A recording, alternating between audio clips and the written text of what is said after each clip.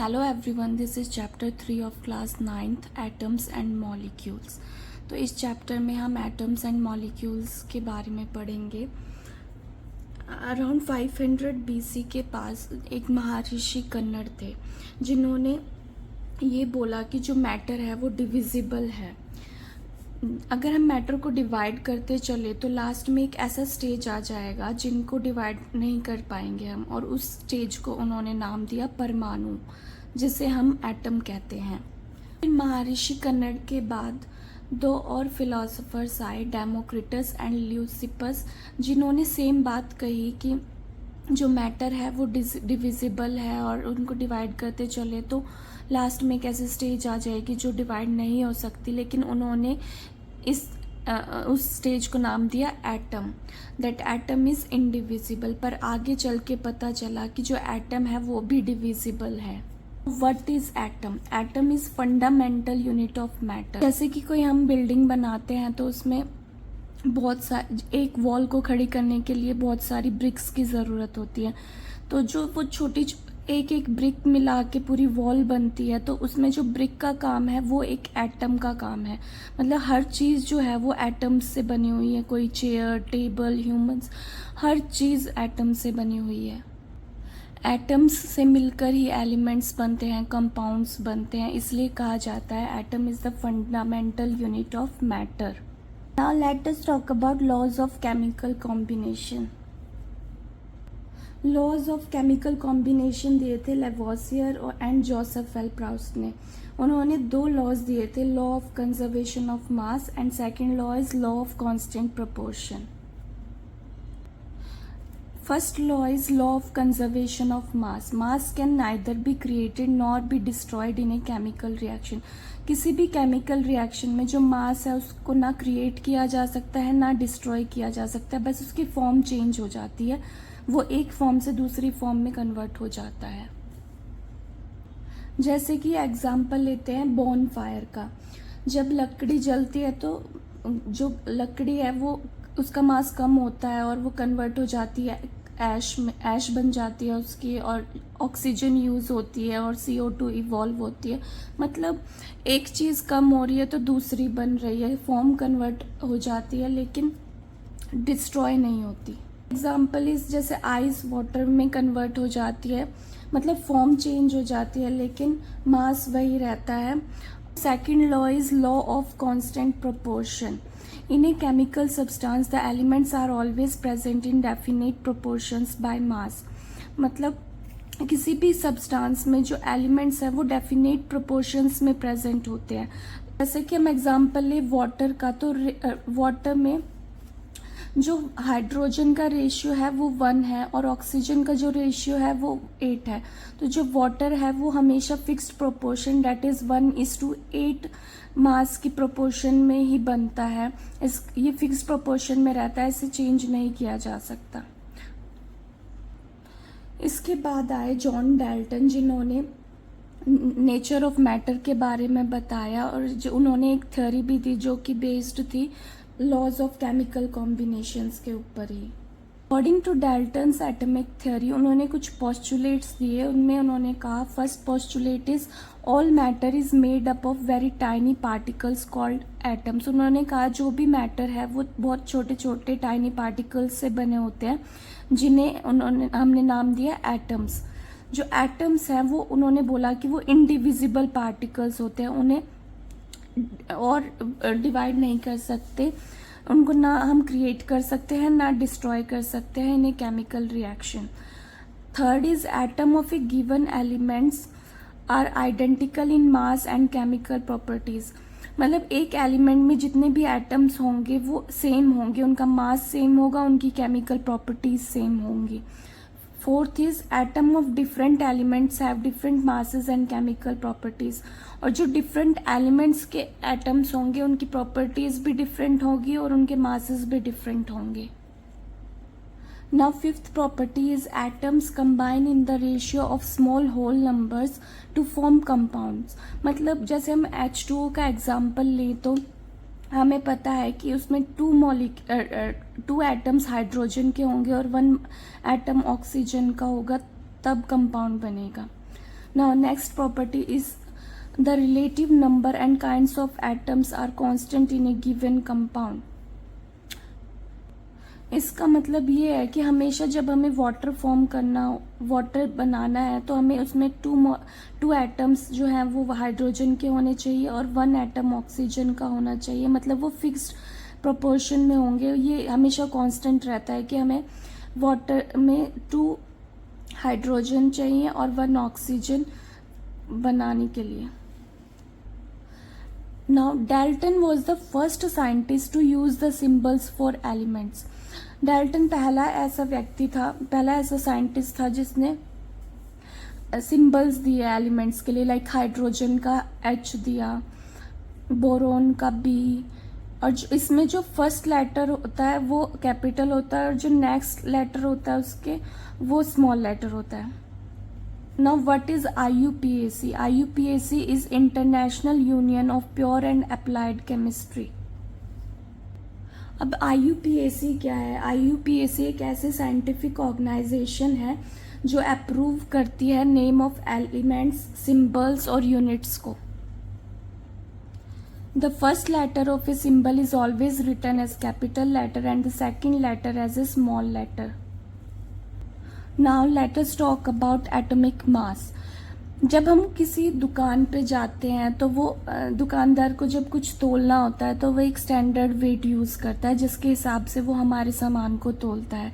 ऐसे ही पहले जो initially 1/16 of the mass of an atom of naturally occurring oxygen was chosen as the unit because पहले जो है वो 1/16 जो मास होता है एक एटम का ऑक्सीजन के, उसको as a unit, standard unit choose किया गया क्योंकि फर्स्ट रीजन था oxygen reacted with large number of elements and formed compounds. बहुत सारे एलिमेंट्स के साथ ये रिएक्ट कर पाता था और कंपाउंड्स फॉर्म करता था. और जो this atomic mass unit gave masses of most of the elements as whole number. बाद में 1 atomic mass unit was 1/12 of mass of carbon 12 isotope. The relative atomic masses of all elements have been found with respect to an atom of carbon 12. मतलब carbon 12 का 1/12 मास जो है carbon 12 का, उसको as a standard use किया गया. अब बात करते हैं कि एटम्स जो है वो एग्जिस्ट कैसे करते हैं. जो बहुत सारे एलिमेंट्स होते हैं उनके जो एटम्स हैं वो एग्जिस्ट नहीं कर पाते इंडिपेंडेंटली. जो एटम्स हैं वो in the form of molecules और आयंस की फॉर्म में ही इंडिपेंडेंटली एग्जिस्ट कर पाते हैं. मतलब जब वो मॉलिक्यूल्स और आयंस फॉर्म करते हैं तब वो रह सकते, लेकिन अकेले वो नहीं रह सकते. Now what are molecules? Molecules are group of 2 और मोर एटम्स. जब 2 या 2 से ज़्यादा एटम्स मिलकर टाइटली मिलकर बाय अट्रैक्टिव फोर्सेस मिलकर मॉलिक्यूल्स बनाते हैं. ये इंडिपेंडेंट एग्जिस्टेंस शो करते हैं. एग्जाम्पल है ऑक्सीजन. जब 2 एटम्स ऑक्सीजन के मिलते हैं तो ऑक्सीजन गैस बनाते हैं. ऐसे हाइड्रोजन और अलग अलग एलिमेंट्स के भी अलग अलग एटम्स मिलकर भी कंपाउंड बना सकते हैं जैसे HCl. Atoms of same element or of different elements can join together to form molecules. अब molecules of elements क्या होते हैं? जब सेम टाइप ऑफ एटम्स मिलते हैं तो जो molecules of elements बनाते हैं, like hydrogen, oxygen, 3 atom oxygen के मिलेंगे तो ओजोन बनाएंगे, और फॉस्फोरस के 4 एटम्स मिलेंगे तो P4 बनाएंगे. अब एटोमिसिटी क्या होती है? जितने नंबर मिलकर एक मॉलिक्यूल बनाते हैं, जितने नंबर ऑफ एटम्स मिलकर एक मॉलिक्यूल बनाते हैं उसे एटोमिसिटी कहते हैं. लाइक ऑक्सीजन में ऑक्सीजन के 2 एटम्स होते हैं तो इसकी एटोमिसिटी हो गई 2. ओजोन में 3 होते हैं तो इसकी एटोमिसिटी हो गई 3. P4 में 4 होते हैं तो इसकी एटोमिसिटी हो गई 4. अब मॉलिक्यूल्स ऑफ कंपाउंड क्या होते हैं? हमने देखा कि जो मॉलिक्यूल ऑफ एलिमेंट्स होते हैं उनमें सेम टाइप ऑफ एटम्स होते हैं, लेकिन मॉलिक्यूल्स ऑफ कंपाउंड्स में एटम्स होते हैं डिफरेंट एलिमेंट्स के जो कि जॉइन किए जाते हैं इन डेफिनेट प्रोपोर्शंस. जैसे हम एग्जाम्पल लेते हैं वाटर का, इन टर्म्स ऑफ एटम हमें पता है हमेशा 2 हाइड्रोजन के एटम होंगे और 1 ऑक्सीजन का एटम होगा, मतलब 2:1 रेशियो में ये कंबाइन करेंगे। इन टर्म्स ऑफ मास हमें पता है ये 1:8 रेशियो में ही हमेशा कंबाइन करेंगे, तभी वाटर बनेगा।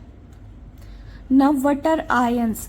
आयंस जो होते हैं वो चार्ज्ड स्पीसीज होते हैं, consisting of a single charged atom और a group of atoms that have a net charge on them. मतलब किसी सिंगल एटम पे भी चार्ज हो सकता है और ग्रुप ऑफ एटम्स पे भी चार्ज हो सकता है, उन्हें हम आयंस कहते हैं। अब देखते हैं आयंस का कॉन्सेप्ट आया कहाँ से। जैसे मेटल्स होते हैं वो इलेक्ट्रॉन देते हैं और जो नॉन मेटल्स होते हैं वो इलेक्ट्रॉन्स लेते हैं। तो जो ये मेटल्स एंड नॉन मेटल्स हैं ये आपस में बॉन्ड बनाते हैं और कंपाउंड बनाते हैं। जो देने वाला है मतलब मेटल है उस पे पॉजिटिव चार्ज आ जाता है और जो नॉन मेटल है जो लेता है उस पे नेगेटिव चार्ज आ जाता है, जिससे आयंस बनते हैं। An ion can be negatively और positively charged. Negatively charged ion को हम बोलते हैं एनायन, एग्जाम्पल क्लोरीन, और पॉजिटिवली चार्ज्ड आयन को हम बोलते हैं कैटायन, एग्जाम्पल सोडियम। अब पॉलीएटमिक आयंस भी हो सकते हैं जो कि मतलब ग्रुप की फॉर्म में हो, एक group of atoms carrying a charge. जो ग्रुप ऑफ एटम्स के ऊपर जो चार्ज होता है उसको हम बोलते हैं पॉलीएटमिक आयन। एग्जाम्पल जैसे ये सल्फेट है उस पे होल पे ही -2 चार्ज है, और जैसे ये नाइट्रेट है इस पे होल पे ही -1 चार्ज है। तो ये एग्जाम्पल्स हैं पॉलीएटमिक आयन के। अब बात करते हैं वैलेंसी की। वैलेंसी क्या होती है? वैलेंसी वो प्रॉपर्टी है जिसकी वजह से कोई एलिमेंट दूसरे एलिमेंट के साथ कंबाइन कर सकता है। जैसे हमारे 2 हाथ होते हैं तो हम 2 हाथ में ही कुछ ना कुछ पकड़ सकते हैं। ऐसे ही जैसे NaCl है, अब उसकी जितनी वैलेंसी होगी उतने ही एटम के साथ वो कंबाइन हो सकता है। जैसे सोडियम है, सोडियम की वैलेंसी 1 होती है तो सिर्फ वो एक ही एटम के साथ कंबाइन हो सकता है, जैसे फॉर्म करेगा NaCl। अब मैग्नीशियम है उसकी वैलेंसी 2 होती है तो वो 2 क्लोराइड आयन के साथ बॉन्ड बनाएगा। एल्यूमिनियम है उसकी वैलेंसी 3 होती है तो वो 3 क्लोरीन के साथ बॉन्ड बनाएगा। अब केमिकल फॉर्मूलाज क्या होते हैं? The chemical formula of A compound is symbolic representation of its composition. मतलब हम उन्हें किसी भी कंपाउंड को शॉर्ट में लिख सकते हैं। जैसे कार्बन डाइऑक्साइड उसे हम CO2 से जानते हैं, सोडियम क्लोराइड उसे हम NaCl से जानते हैं। केमिकल फॉर्मूला लिखने का एक फॉर्मेट होता है। First is right the symbol of the element. पहले हमें उस एलिमेंट का सिंबल लिखना होता है। तो जो मेटल्स होते हैं उनको हमेशा हम लेफ्ट में लिखते हैं और जो नॉन मेटल्स होते हैं उनको हमेशा राइट में लिखते हैं। में जो क्लोरीन है वो नॉन मेटल है और जो सोडियम है वो मेटल है। ऐसे ही MgCl2 में क्लोरीन नॉन मेटल है और मैग्नीशियम मेटल है। अब जो पॉलीएटमिक आयंस होते हैं उनको कैसे लिखते हैं? For polyatomic ions, the number of ions present is indicated by enclosing the formula of ion in a bracket and writing the number of ions outside the bracket. जैसे MgOH2 है, हमने इसे ऐसे ही लिख दिया, ये गलत है क्योंकि जो ये 2 है ये OH दोनों पे आना चाहिए, तो ये सही है। NaOH है, इसको हम ऐसे ही लिख सकते हैं क्योंकि 1 है उसके लिए हमें ब्रैकेट लगाने की जरूरत नहीं होती।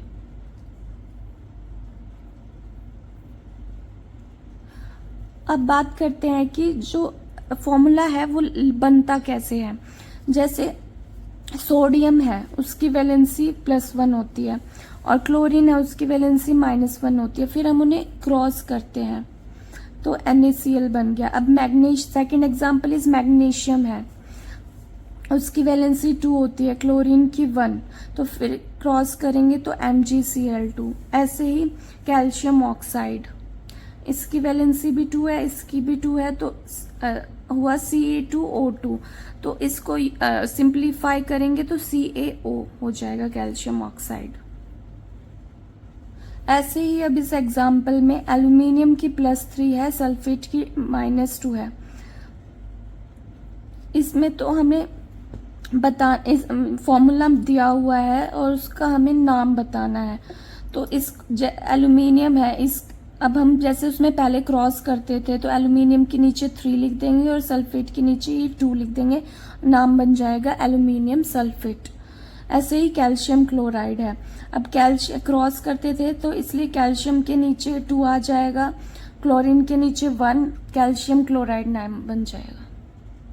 अब मॉलिक्यूलर मास क्या होता है?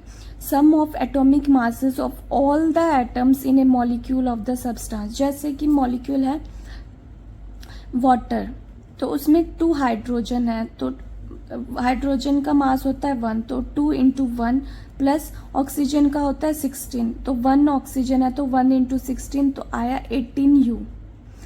U हमें इसकी यूनिट होती है इसलिए हमें ये लगाना होता है ना। फॉर्मूला यूनिट मास क्या होता है? फॉर्मूला यूनिट मास भी सेम होता है, लेकिन हम इसको यूज करते हैं ऐसे उनमें जिनमें आयंस प्रेजेंट होते हैं।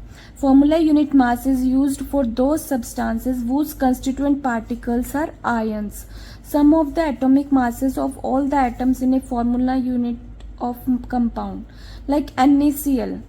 NaCl में Na पॉजिटिव होता है और Cl नेगेटिव, तो प्रोसेस सेम है, बस इस फॉर्मूला यूनिट मास का मतलब क्या है कि इसमें आयंस इंक्लूडेड है। तो सोडियम का मास होता है 23 और 1 है तो 1 × 23 प्लस 1 × 35.5 क्लोरीन का मास, फिर सेम तरीके से निकलेगा, आंसर आ जाएगा 58.5U। अब हम पढ़ते हैं मोल्स के बारे में। किसी भी एटम, मॉलिक्यूल, आयन का 1 मोल जो होता है वो बराबर होता है उस एटम मॉलिक्यूल या आयन के मास के बराबर होता है इन ग्राम्स में। The number of particles present in 1 mole of any substance is fixed, that is 6.022 × 10⁻23, और इस वैल्यू को हम नाम देते हैं एवोगैड्रो नंबर और Avogadro constant. 1 mole is equals to 6.022 × 10⁻23 numbers equals to relative mass in grams। जो मोल है उसे हम केमिस्ट की काउंटिंग यूनिट बोला जाता है। अब नंबर ऑफ मोल्स को निकालने का फॉर्मूला होता है, वो फॉर्मूला है जब हम गिवन मास को मोलर मास से डिवाइड करते हैं तो हमें नंबर ऑफ मोल्स मिलते हैं। और एक और, जब नंबर ऑफ पार्टिकल्स गिवन हो तो हम given number of particles divided by Avogadro number करते हैं तो नंबर ऑफ मोल्स मिलते हैं। सो 1 मोल ऑफ सब्सटेंस जो होता है वो बराबर होता है उस सब्सटेंस के रिलेटिव एटॉमिक और मॉलिक्यूलर मास इन ग्राम के बराबर। एग्जाम्पल है, एटॉमिक मास जो है हाइड्रोजन का वो 1U है और ग्राम एटॉमिक मास है हाइड्रोजन का वो 1 ग्राम है। तो जो 1 ग्राम हाइड्रोजन है वो बराबर होता है 1 मोल एटम्स के, that is 6.022 × 10⁻23 atoms of hydrogen.